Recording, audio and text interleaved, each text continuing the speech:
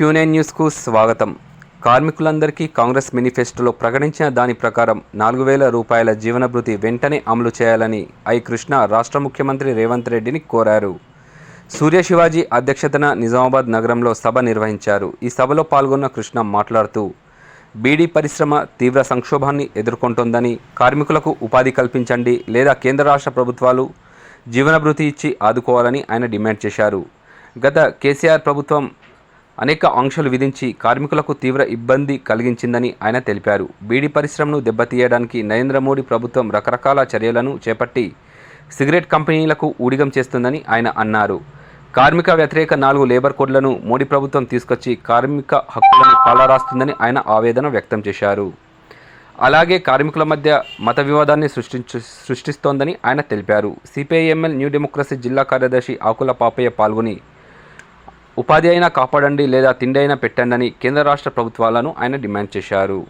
నిజామాబాద్ నగరంలో రాజీవ్ గాంధీ ఆడిటోరియం నుండి భారీ ప్రదర్శనగా ధర్నా చౌక్ చేరుకుని బహిరంగ సభగా మారింది. ఈ సభలో బీడీ వర్కర్స్ యూనియన్ రాష్ట్ర అధ్యక్షులు సిహెచ్ భూమేశ్వర్, గౌరవ అధ్యక్షులు భూమన్న, ప్రధాన కార్యదర్శి సూర్య శివాజీ, ఐఎఫ్టియు జిల్లా ప్రధాన కార్యదర్శి దాసు, జిల్లా ప్రధాన కార్యదర్శి జేపీ గంగాధర్ పాల్గొని ప్రసంగించారు. యూనియన్ జిల్లా నాయకులు శివకుమార్, పద్మ, సుప్రియ, పూశెట్టి, బాలయ్య పాల్గొన్నారు. అలాగే అరుణోదయ జిల్లా అధ్యక్ష కార్యదర్శులు సురిబాబు, అబ్దుల్, కళాకారులు తదితరులు ఇట్టి కార్యక్రమంలో పాల్గొన్నారు.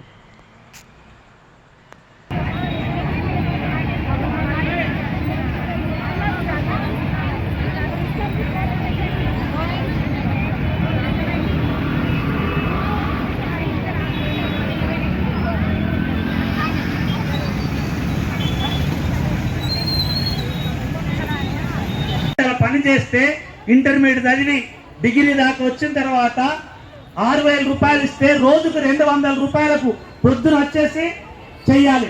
ఎక్కడో దూరం నుంచి వచ్చిందంటే కనీసం 20 రూపాయలు 40 రూపాయలు ఆటోకి వెళ్ళిపోద్ది. అంటే పిల్లలకు ఇటువంటి ఉన్న పరిస్థితి ఎందుకు కల్పిస్తుండ్రు? ప్రభుత్వాల దగ్గర నిజంగా డబ్బులు లేవా? వీళ్ళకి ఆలోచన ఉంటే కోట్ల రూపాయలు ఇలా భారతదేశం ఒక పెద్ద కామ్రేడ్ ఆకుల పాపన్న, సహచర ఐఎఫ్టియు రాష్ట్ర నాయకులు, ఈ ప్రదర్శనకు ఇవాళటి ఈ ధర్నాకు హాజరైనటువంటి అక్కలందరికీ కూడా భారత కార్మిక సంఘాల సమాఖ్య ఐఎఫ్టి తరఫున మీ అందరికీ కూడా అభినందనలు, నమస్కారాలు. ఇవాళ మీ అందరి చేతుల్లో ఒక్కొక్కరి చేతుల్లో ఒక్కొక్క అప్లికేషన్ ఉంది. బహుశా మన నాయకులందరూ కూడా గత వారం రోజుల నుంచి ఏదైతే ఈ పెన్షన్ 2016 నుంచి 4000 రూపాయలు పెంచాలన్నటువంటి డిమాండ్తోనే మీ ప్రతి ఒక్క హృదయాన్ని, గుండెను తాకి మీ యొక్క నిరసనను, మీ బాధను రాష్ట్ర ప్రభుత్వం దృష్టికి తీసుకెళ్లాలనేటువంటి ఒక దృఢ సంకల్పంతోనే ఇవాళ వందలాది మంది, వేలాది మందిని ఇక్కడ మన జిల్లా ఐఎఫ్టి కమిటీ సమీకరించినటువంటి విషయం కూడా ఈ సందర్భంగా నేను మీకు గుర్తు చేస్తున్నాను. వాస్తవానికి ఇవాళ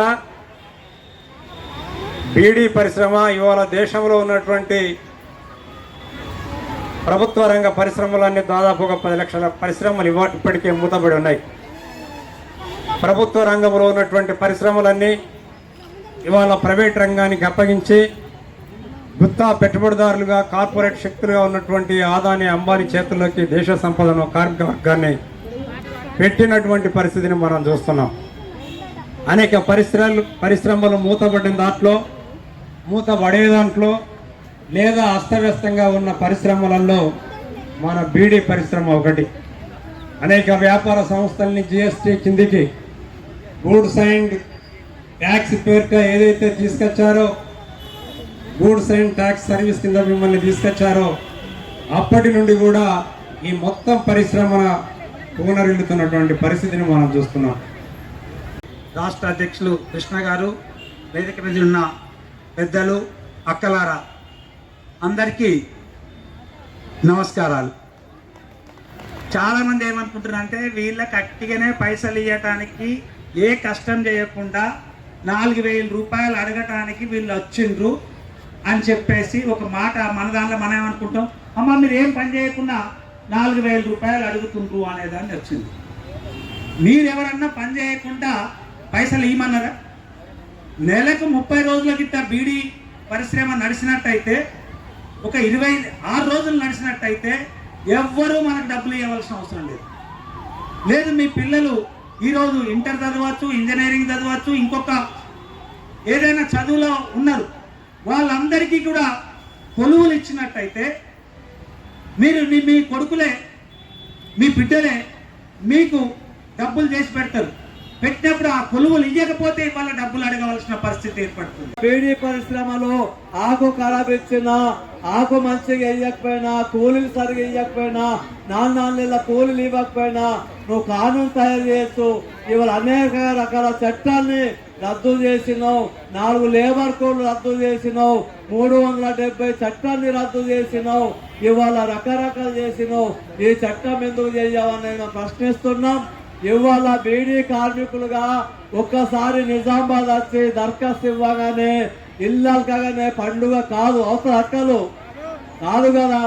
ఇవాళ మన రేవంత్ రెడ్డికి, కేంద్ర ప్రభుత్వానికి, నరేంద్ర మోడీకి ఏం తెలియజేస్తున్నామంటే, చదువు రానిటువంటి వాళ్ళం, పేదలం, కష్టజీవులం, బీడీ కార్మికులం, మహిళలం, బీడీ పరిశ్రమలో పనిచేస్తున్నటువంటి వాళ్ళం, మా రెక్కల కష్టం మీద, మేము కట్టిన జీఎస్టీ మీద మీ ప్రభుత్వాలు నడుస్తున్నాయి. మీ ప్రభుత్వాలు బీడీ కార్మికులకు, మహిళలకు లాభం చేయకపోతే, పెన్షన్ ఇవ్వకపోతే, ఎట్లయితే కేసీఆర్ కు గతి పట్టి కనీసం ఇవాళ ఒక ఎంపీగా గెలిపించుకోలేక పామల్లో అనుకున్నాడో, రేపు బీజేపీ వాళ్లకు, కాంగ్రెస్ వాళ్ళకు కూడా మన ఉసురు తలుగుతుంది, అటువంటి గతి వస్తుందని చెప్పేసి మన యూనియన్ తరఫున నేను హెచ్చరిస్తున్నాను. ఇది న్యాయమేనా కాదా? పోరాటం చేద్దామా వద్దా? కొట్లాడదామా? ఎప్పటికప్పుడు వార్తలను వీక్షించేందుకు Q9 న్యూస్ ని సబ్స్క్రైబ్ చేసుకోండి, లైక్ చేయండి, షేర్ చేయండి. విలువైన సమాచారాన్ని ముందుగా మీరే తెలుసుకునేందుకు బెల్ బటన్ ని క్లిక్ చేయండి.